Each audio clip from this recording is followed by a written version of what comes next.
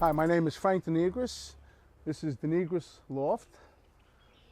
I've been around pigeons most of my life, since a young boy growing up in Brooklyn.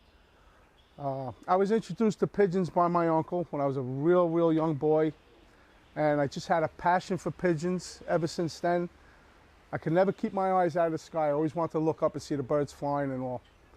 I was fortunate enough to grow up in a part of Brooklyn that was probably the capital of pigeon flying, and that's Williamsburg, Brooklyn, New York.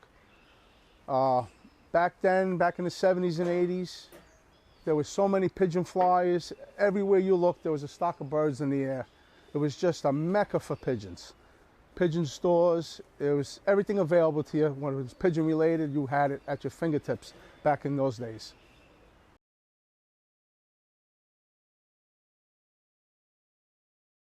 As a little kid in Brooklyn, my uncle had them on the house, and I was a very rambunctious child, and I wanted nothing but to go on that roof, but they wouldn't take me on the roof for fear I was going to fall off the roof. But I stayed hours in the yard just watching them fly overhead. And my brother, my older brother, also got into pigeons, and we started with a small loft in our yard, and we played with pigeons in the yard for years, and then we finally moved them to the roof, and we started flying flights off the roof.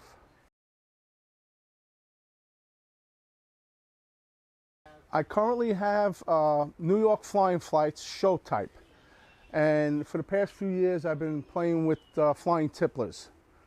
My roots go back to flying in Brooklyn on a rooftop, and it's just inbred into me to be a flyer. Years later, I got into the show aspect of the flights and got very interested in that, and I did very well in that club for years. Very well, one of the top competitors in the Mid-Island Flight Club. And that's what I have today. I still have some flights, and I have tipplers, and I usually fly my tipplers time of the year, depending, you know. The hawks, very prevalent here. I mean, basically in the woods, and certain times of the year I have to lock down. I usually lock down late summer, early fall, and I usually let the birds out sometime in the spring, and I start flying again.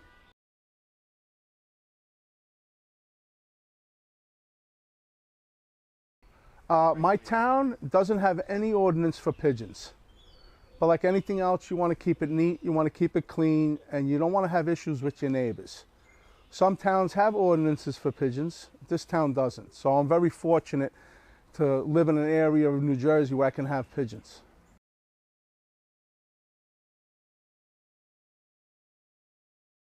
The competition I was involved with, it was strictly show competition, and that was with the flying flights. That was the only showing I was involved in.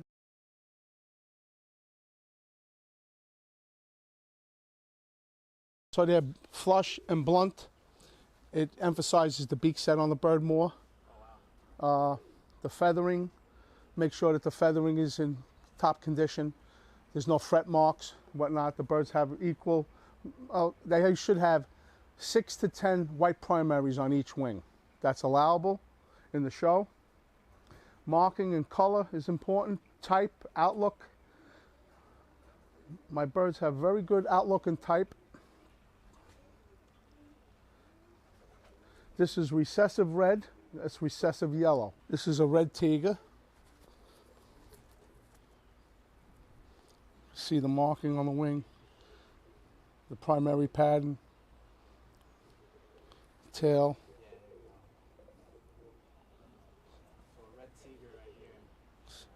Red tiger, some people call them red tiger. This is yellow. Yellow is actually dilute of red, recessive red. This is recessive yellow. Recessive yellow.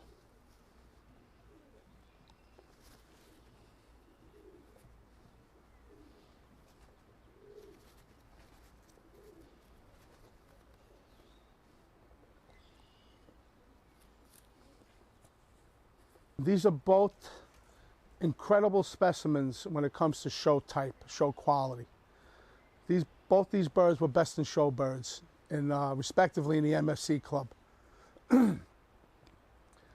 What we're looking for is type, beak set, head set, how the bird carries itself. You don't want a bird that stands this way, down shot, we call it, or down faced. You want your birds to have good outlook and station. That's what we look for in the birds. On top of that, you want to make sure the bird has good coloring, good marking if they're tigers. Make sure they have good marking. And usually that distinguishes, from the rest, and the judge, these are the qualities the judge is looking for in the bird.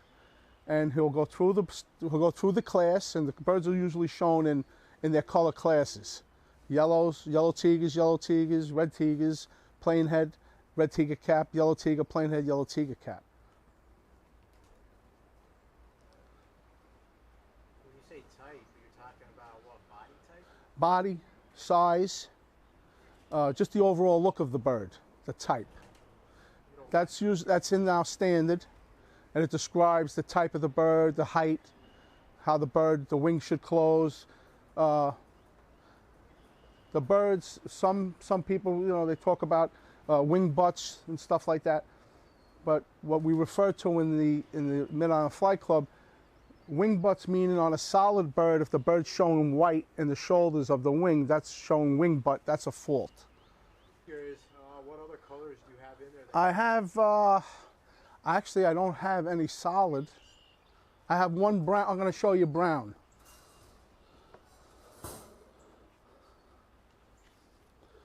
This color is brown. In the Mid-Island Flight Club, we recognize it as dun.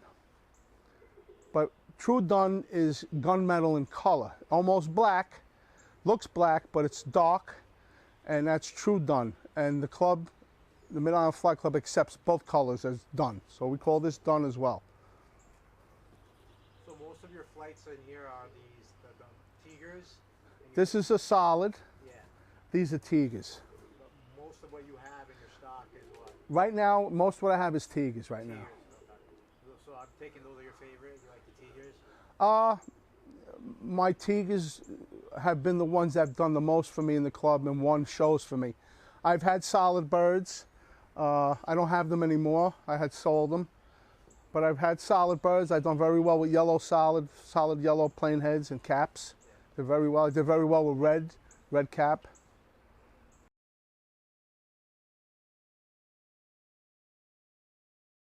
But in our club, in the Mid-Island Flight Club, when they develop a standard, it's usually a club effort. Guys all have input, and what the bird should look like, how big the bird should be, how long the beak should be. So everybody has input in that, and we write that and we make a standard, and that's the standard the membership follows for breeding.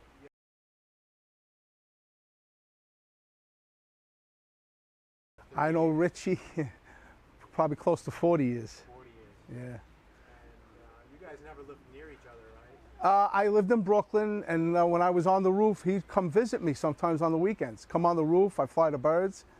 And it was through Richie that I got involved in the flight club.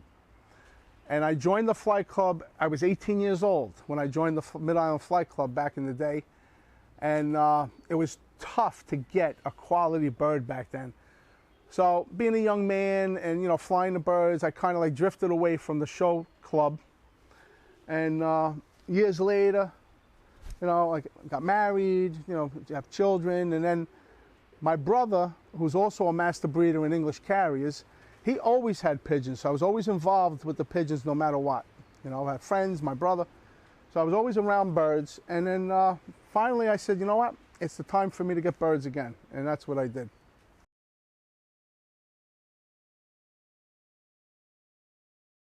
Right now the birds are breeding. They have young ones. They do have some. Yeah, we have babies right now, yeah.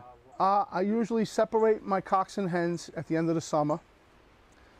And I always pair my birds up accordingly the way I want them. There's a quality in a bird that I like, and in a hen and a cock bird, I pair that together. But I've been working with this family of birds, they're my own family of birds, for years now. So I basically know what to expect from my pairs.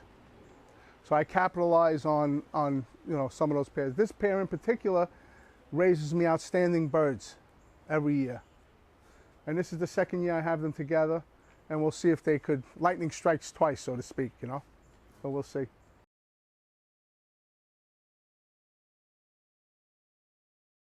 When I was competitive in the club, I bred up to 20 pair of flights because I wanted to be in as many color classes as possible to achieve points and achieve master breeder. And I'm a master breeder in Mid-Island Flight Club. I'm a 3-time breeder of the year. I have numerous best in show wins. I have 2 Big Apple wins. So I've did my homework, I put my time in, and been very rewarding for me with the flights.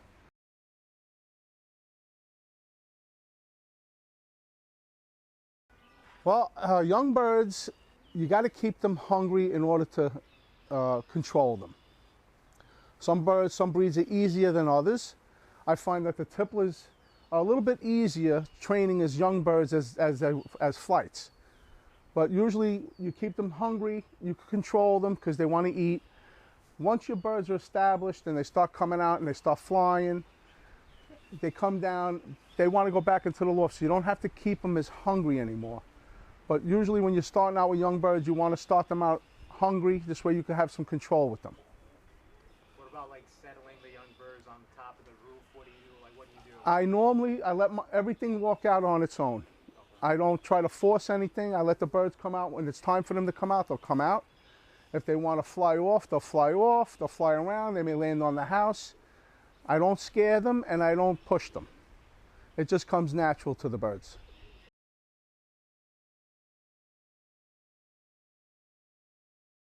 Feeding birds is that you could get an argument from everyone. My theory is pigeons are known to eat grain. And I feed my birds a quality grain. I don't skimp on anything for my birds. I give them the best. And I also feed pellets. Now what I noticed with birds is over the years, you feed birds grain, and if you watch your birds eat, certain birds eat certain seeds. So they're not getting the nutrition you think they're getting because they're eating a certain seed. They're not eating all the seeds, okay? What I like to do is supplement a quality pellet, so I know when the birds eat the pellets, that's the only thing available to them, they're getting the nutrition they need. And I think that's a great, if you're a show person, that's a great edge to have, because your birds, 9 out of 10 always come to the show hall in condition. They're vibrant, they shine, they're just very lively because they're getting everything they need. I also supplement vitamins. I treat the birds when needed. I don't treat blindly. I see an issue happening, I treat the birds. I always keep fresh products on hand. I check for expiration dates, and I never, ever store products outdoors. Store your products indoors because they're less likely to be subjected to temperature changes as they are outdoors, humidity, hot, cold. It changes the some of the powder properties. They get hard, so keep your product, don't make the mistake keeping your products outdoors, keep them indoors. And then in the water, do you add anything to their water? I add, I like to give them, I was using an Elixir 4, it's called, from DAC. Has garlic in it, has apple cider vinegar, it has a lot of good stuff in it. Oh, so it has everything combined? It has everything combined. I use that. I do use some probiotics. I give them a vitamin once a week. I have a vitamin that's specifically used once a week. And I give the birds a liver stimulant once a week as well to keep their livers healthy. And with the feed, like what brand? I use a Baden feed right now. It's Breeder Supreme. I use that, and my pellets is the NutriBlend pellets from Purina, green and gold.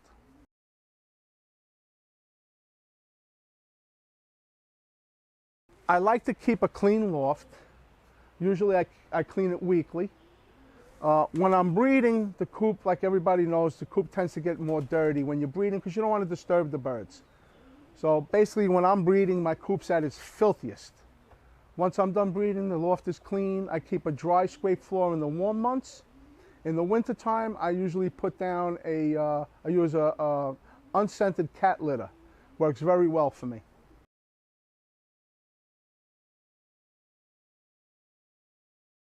The cons in the hobby is we're losing a lot of interest in our youth.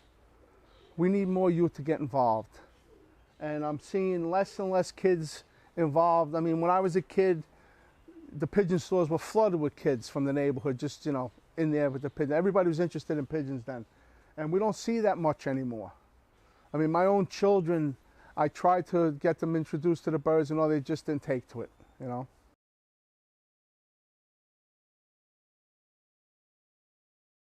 What I like about the hobby is I love the variety of breeds that are available to us.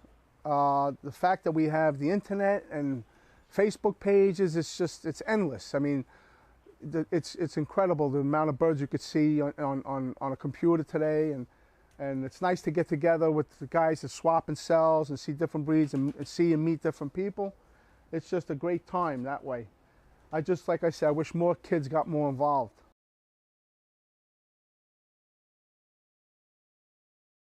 My goals in the hobby is right now, I've done all I can with the flights as far as, you know, I made Master Breeder, you know, Breeder of the Year. I've raised some gorgeous birds over the year, numerous wins. Right now, the direction I'm going in now is I want to play with my tipplers. I want to fly them. I want to try to create some colors, different colors, and have fun that way.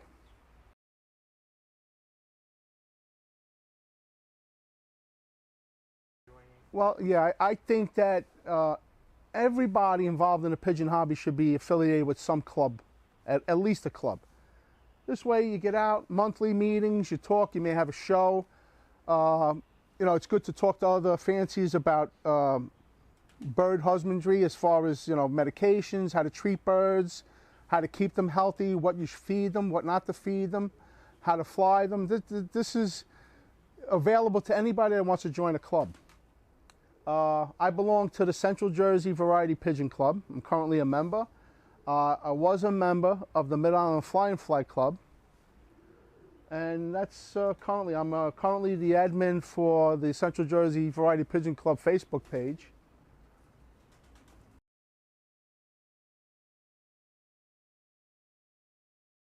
I've sold birds on occasion, yes. You ship too?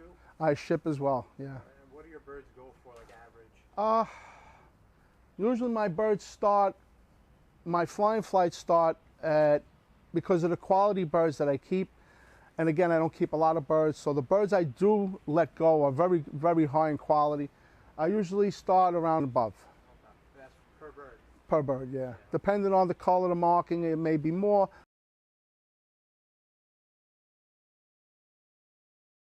I mean, they could get me on the Central Jersey Variety Pigeon. You could get me on that. You could send me a message. I'm on there all the time, so if anybody's interested. I currently don't have anything for sale now. Okay. So through Facebook Messenger, that's the best way to get you? Yeah, that's the best way to get me, yeah.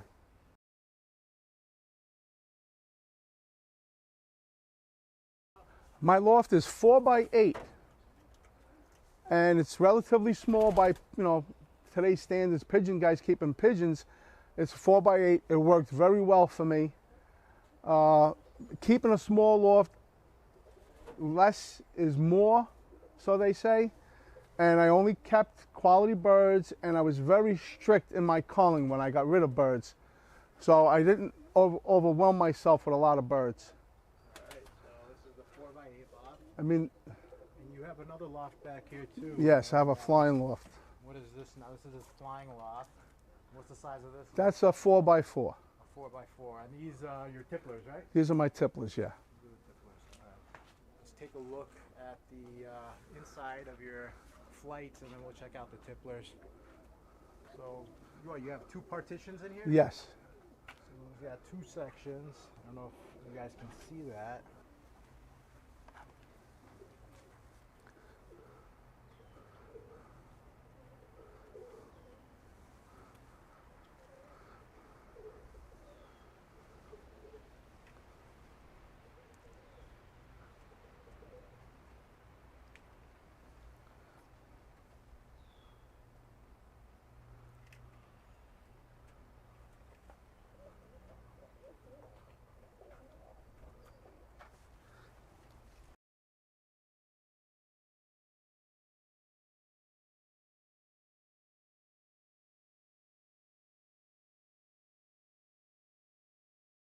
This is one of my early raised ones I raised this year.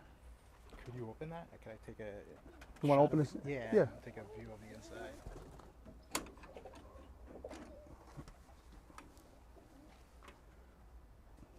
There's no nest boxes in this. It's just purchase.